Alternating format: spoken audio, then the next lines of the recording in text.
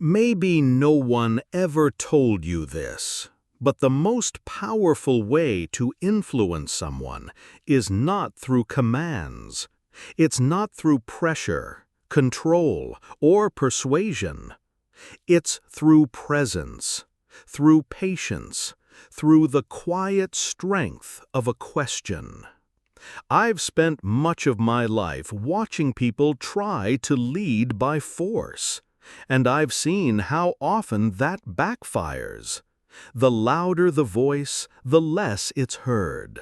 The more rigid the instruction, the more resistance it creates. People don't want to be managed. They want to be moved, and the movement must begin within. There was a time when I believed the right speech could change a man's mind. But then I noticed something. The most enduring changes didn't come from speeches. They came from stories, from gentle questions, from moments when someone felt safe enough to think differently, not because they were told to, but because they wanted to. That's the key: inner permission. When you command someone, you borrow their obedience for a moment. But when you ask a sincere question, you give them a mirror. You give them back to themselves. Think of it. Has anyone ever changed your life with a question? I know someone changed mine. I was giving a lecture once, early in my career, and an older man approached me after. He said, "You talk well, but do you listen as deeply as you speak?" That question stayed with me for weeks. It wasn't an accusation. It was a door. It made me curious about myself. It made me wonder where I was still trying to prove instead of connect.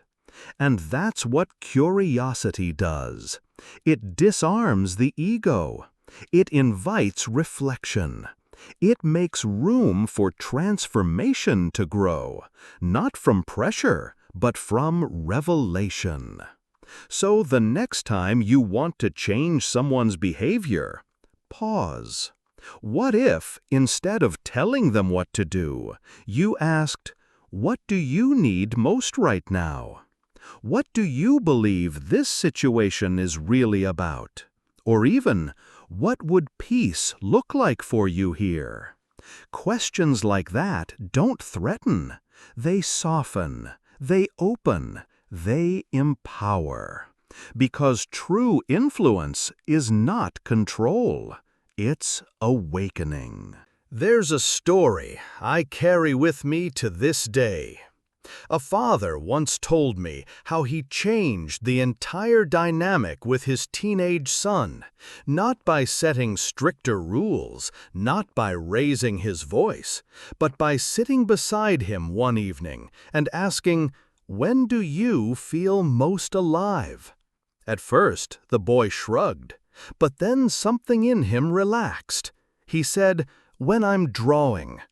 That moment became their bridge. Do you see the power in that? One open-ended question, rooted in curiosity, spoke louder than 1,000 commands, because it honored his world. It didn't demand obedience, it invited understanding. And maybe that's what we forget in the rush to be right, to be respected, to be heard. Real leadership isn't loud, it listens. It doesn't force agreement, it creates space for discovery. When I taught human relations, I saw this over and over again. A man would come in, frustrated with his coworkers, eager to fix everyone around him. But once he learned to replace instructions with inquiry, real inquiry, things changed. He told me once, "The moment I stopped giving advice and started sharing my own mistakes, people leaned in." And that's another key: vulnerability. When you tell someone what to do, they instinctively put up a wall. But when you tell them what you've lived, their guard drops. Your story becomes a path, not a push. I've stood on many stages, I've taught in many rooms, but the moments that mattered most weren't the ones where I sounded impressive. They were the moments when someone saw themselves in my struggle and chose freely to change. So I ask you now, who in your life are you trying to influence? And how are you doing it? Are you offering truth or just control? Are you inviting reflection or demanding compliance? Because there's a quiet art to influence. It begins not with mastery over others, but with mastery over your need to be right.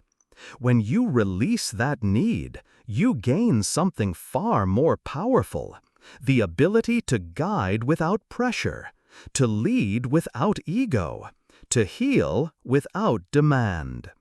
This is not passivity, it's presence, it's spiritual clarity in action, and it changes everything. Influence begins not when we speak, but when we understand. And understanding, my friend, is born in stillness.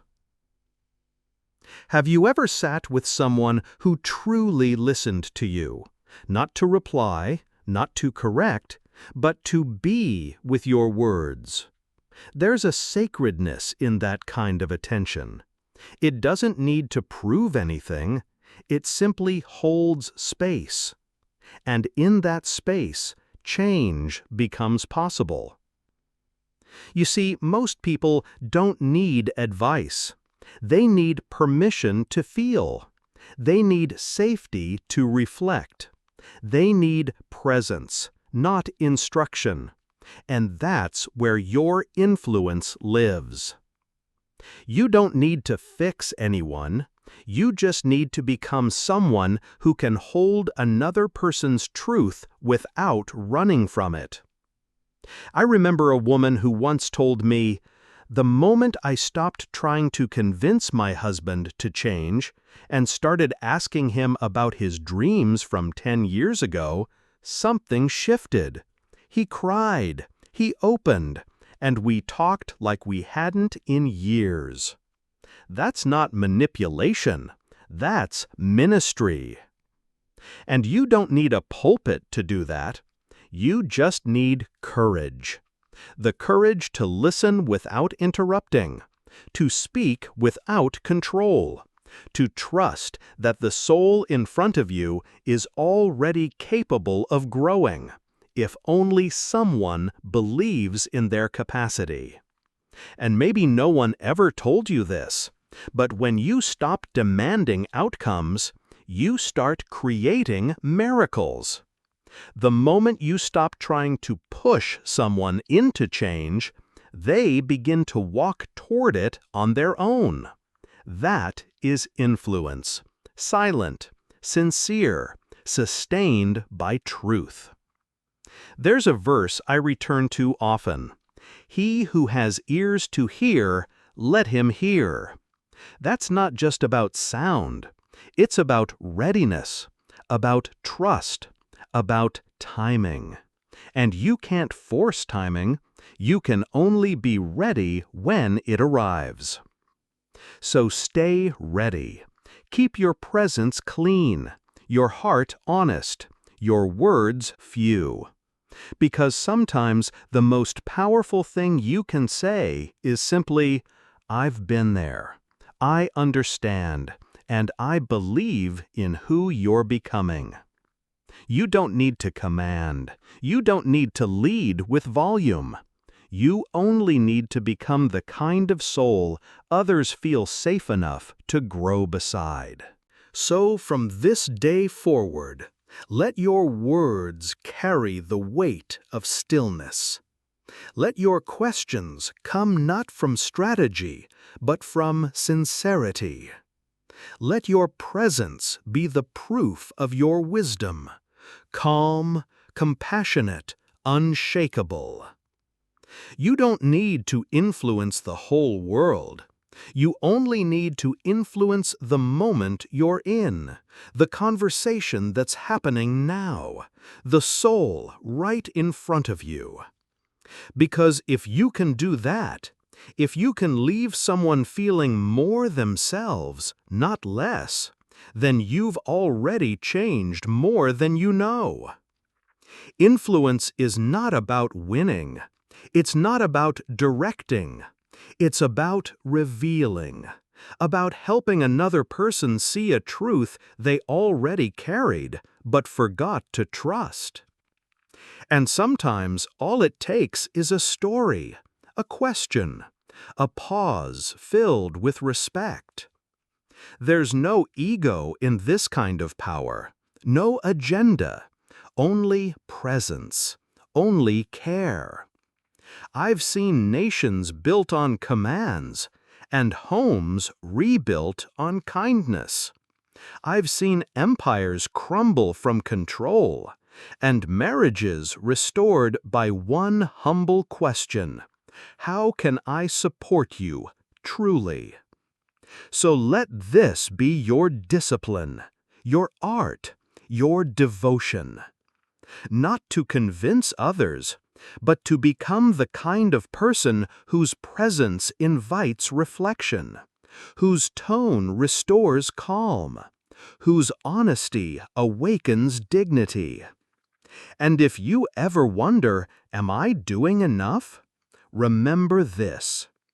If someone walks away from you more thoughtful, more grounded, more at peace, then you've done more than influence.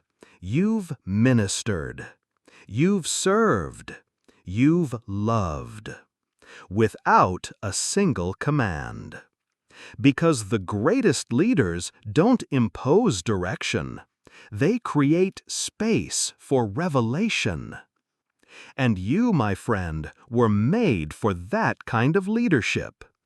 You were made not to control, but to call forth. Not to push, but to invite. Not to impress, but to inspire. So lead with light. Speak with grace. And let your influence begin in silence and live in truth.